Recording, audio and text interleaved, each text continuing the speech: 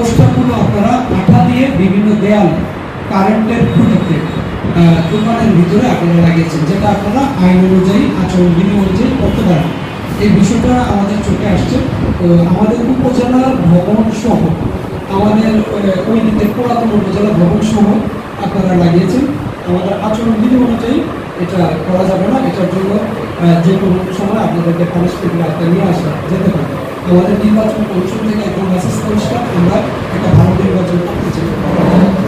তারপরে এবার আমাদের অনেক প্রার্থী সম্পর্কে একটা অভিযোগ আসতেছে আমাদের কাছে, যে বিভিন্ন মসজিদ, বিভিন্ন ধর্মীয় প্রতিষ্ঠানে আপনারা বিভিন্ন রকম কমিটমেন্ট দিচ্ছেন এবং চাঁদা প্রদান করার সহ থেকে বিভিন্ন জিনিসপত্র আপনারা দান করার একটা প্রবণতা দেখা যাচ্ছে, যে জিনিসটা আপনারা কখনো করতে পারেন না। এটা আমি নাম করে বলতে চাচ্ছি না, এই মুহূর্তে আমাদের কাছে তথ্য আছে, যে আমরা এই বিষয়টা আপনাদেরকে সতর্ক করছি। আজকের এই মিটিংয়ের পরে যেন আপনাদের মধ্যে অনেক প্রার্থী আছে নতুন, আজকের এই মিটিংয়ের পরে যেন এই বিষয়গুলো আমাদের কাছে না আসে। এবার একটা অন্যতম সংযোজন হচ্ছে, আপনারা কিন্তু সামাজিক যোগাযোগ মাধ্যমে আপনারা প্রচার প্রচারণা করতে পারেন। এর আগেও এটা হতো, কিন্তু এটা লিগাল কোনো ভিত্তি ছিল না।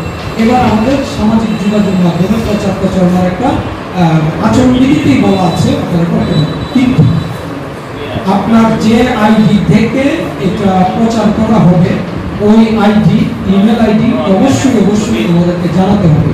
হঠাৎ করে আপনার একটা ভিন্ন ধরনের আইডি থেকে একটা ভিন্ন রকম একটা পোস্ট আসতে পারে, এটার জন্য কিন্তু আমাদেরকে জানাতে হবে যে আপনার কোন আইডি থেকে নিয়মিত আপনার সম্পর্কে বিভিন্ন প্রচার প্রচারণা করা হচ্ছে। এই বিষয়টা কিন্তু আপনাদের একটু নজর দিতে হবে, যেহেতু এটা আইনে চলে আসছে। আমরা যখন সামাজিক যোগাযোগ মাধ্যমে আমরা প্রচার প্রচারণা করি, ওই সময় আমরা অনেক সময় আমাদের অজ্ঞানতাবশত অনেক সময় ধর্ম, বর্ণ, লিঙ্গ, সাম্প্রদায়িকতা বিভিন্ন বিষয়গুলো আমাদের চলে আসে। দয়া করে এই বিষয়গুলো আপনারা একটু খেয়াল রাখবেন। আমাদের সভা সমিতি অনুষ্ঠানের বিষয়ে বলা আছে আচরণ বিধিতে, আপনারা শোভাযাত্রা বা করতে পারবেন না, কোন ভীতি সঞ্চার জন্য কোনো কাজ আপনি করতে পারবেন না। সভার স্থান এবং যে সময় আপনারা দুইটা জিনিস করতে পারবেন, একটা হচ্ছে উঠান বৈঠক, আরেকটা হচ্ছে আপনার পথসভা। এই পথসভাটা করতে পারবেন, কিন্তু থানায় এবং আমি সহকারী রিটার্নিং অফিসার হিসেবে এটা আমাদেরকে জানাতে হবে। কারণ কোনো কারণে যদি আপনার ওই জায়গায় বিশৃঙ্খল একটা পরিবেশ তৈরি হয়, তো এই বিষয়টা কিন্তু আইন শৃঙ্খলা বাহিনী এটা নিয়ন্ত্রণ করতে হবে।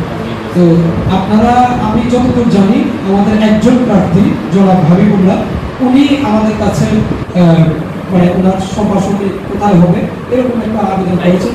এছাড়া কোনো প্রার্থী করেছেন? আপনি করেছেন? ওকে, আপনার এটা আমরা এখনো পাইনি আমার কাছে।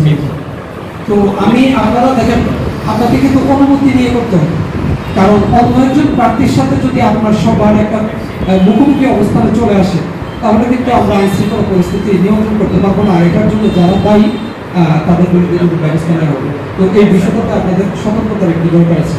আমি মাইকিং এর বিষয়টা বলবো, আপনারা কয়টা মাইক ব্যবহার করতে পারবেন? একটা নর্মাল সাধারণ প্রশ্ন আমাদের কাছে, যে আপনারা কয়টা মাইক ব্যবহার করতে পারবেন? আমাদের ইউনিয়ন কয়টা? 8টা ইউনিয়ন, একটা পৌরসভা, আপনারা মোট 9টা মাইক ব্যবহার করতে পারবেন। একদম স্পষ্ট, কোনো 9টা মাইক ব্যবহার করতে পারবেন।